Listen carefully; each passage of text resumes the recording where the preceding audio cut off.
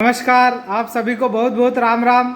उम्मीद करता हूँ कि आप सभी बहुत अच्छे होंगे। लेकिन कुछ दिनों से जो एक चर्चा उत्पन्न हो चुकी है, कई जो भागवत आचार्य के खिलाफ या भागवत आचार्य जो अपने भागवत कथा के अंदर किसी अन्य धर्म के बारे में बात करते हैं, अन्य पंथ के बारे में बात करते हैं, अन्य विचारधारा के बारे में बात करते हैं और कई बार उस विचारधारा का सम्मान भी करते हैं, क्योंकि जब आप भागवत कथा कर रहे होते हैं और जब आप व्यास गादी पर बैठे हैं तो आपके मुख से किसी के प्रति दूरभाष नहीं निकल सकता। और यदि आप दूरभाष उसके व्यक्ति के प्रति मुंह से निकालते हैं तो उस व्यास गादी का अपमान है। और कुछ लोग जो यूट्यूब पर ऐसे वीडियो बनाकर उन भागवत आचार्य पर उंगली उठा रहे हैं, वो लोग नहीं जानते हैं कि जब व्यास गादी पर कोई बैठता है तो उसके अंदर इतनी ऊर्जा समाहित हो जाती है कि उस ऊर्जा को पहले तो उस ऊर्जा को संभाल कर रखना और उस ऊर्जा को उन श्रोताओं तक पहुंचाना, ये इतना बड़ा और इतना कठिन काम है जो हर कोई व्यक्ति नहीं कर सकता है। और मेरा ये मानना है कि व्यास गादी पर बैठकर आप किसी धर्म विशेष की बात कर सकते हैं, उसके बारे में चर्चा कर सकते हैं, क्योंकि किसी पंथ पे, किसी पंथ के विचार पे, किसी व्यक्ति के विचार पर आपको चर्चा करने का स्वतंत्र अधिकार व्यास गादी देती है।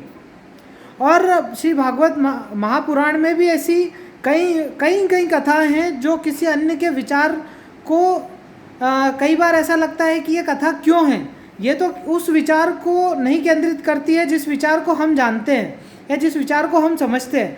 तो ये क्या है कि वो कथाएं एक ऐसा परिदृश्य बनाने की कोशिश करती है कि आप जो संपूर्ण मूल है कथा का वो समझ सके, और ऐसी कथाएं पढ़नी पड़ती है। इसी प्रकार जब हम उदाहरण लेते हैं किसी इतिहास का, कहीं शब्द का, तो जब हम ये कहते हैं कि तत्व अगर कोई व्यक्ति समझ जाता है, इसका मतलब ये है कि वो अभी भी ना समझे। और जो कहने वाला है यदि वो कहता है कि मैं तत्व को जानता हूँ, तो वो भी झूठ कहता है। और जो सुनने वाला है वो यदि कहता है कि मैं तत्व को समझ चुका हूँ, तो वो भी झूठ समझता है। तो जो लोग भागवताचार्य पर उंगली उठा रहे हैं, पहले उनको समझना पड़ेगा कि वो क्या कह रहे हैं और क्या सही है और क्या गलत है। समय, काल और देश के अनुरूप वार्तालाप परिवर्तित होते हैं, और समय, काल और देश के अनुरूप वार्ता करना ही सही मायनों में भगवत पुराण का वाचन है। यदि समय काल के अनुसार वार्तालाप यदि नहीं करेंगे या वाचन नहीं करेंगे तो उस समय के व्यक्तियों को ज्ञान नहीं होगा। समय समय की कथाएं, इतिहास की कथाएं और आज की कथाएं भागवत पुराण में हैं और आपको मिलती भी हैं। कई हजारों साल पुरानी कथा भी मिलेगी और कई 100 साल पुरानी कथा भी मिलेगी, जिससे एक उदाहरण देने की कोशिश की जाती है कि समय काल के अनुरूप परिस्थितियां बदलती है और उन परिस्थितियों के अनुरूप ही भागवताचार्य अपने शब्दों को रखते हैं।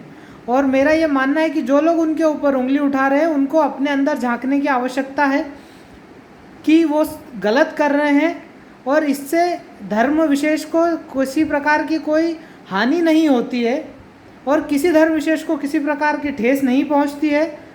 यदि कोई भागवताचार्य किसी विदेश में जाकर भागवत कथा का वाचन करता है तो उसको वाचन उसी अनुरूप करना पड़ेगा, क्योंकि वो लोग उसी प्रकार समझते हैं। उन्हें समझाने के लिए कई वैसे ही उदाहरण लेने पड़ेंगे।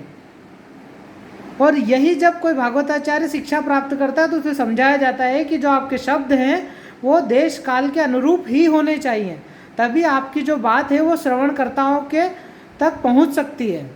और मैं यही कहना चाहता हूँ कि भागवताचार्य ने ही हमारे देश के कई हृदयों में सनातन धर्म को जिंदा रखा है और इसके प्रति उन्होंने आस्था बनाए रखी है। तो उन लोगों से मेरी ये प्रार्थना है कि वो झूठे आरोप ऐसे भागवताचार्य पर नहीं लगाएं। आज के लिए इतना ही। जय हिंद, जय भारत।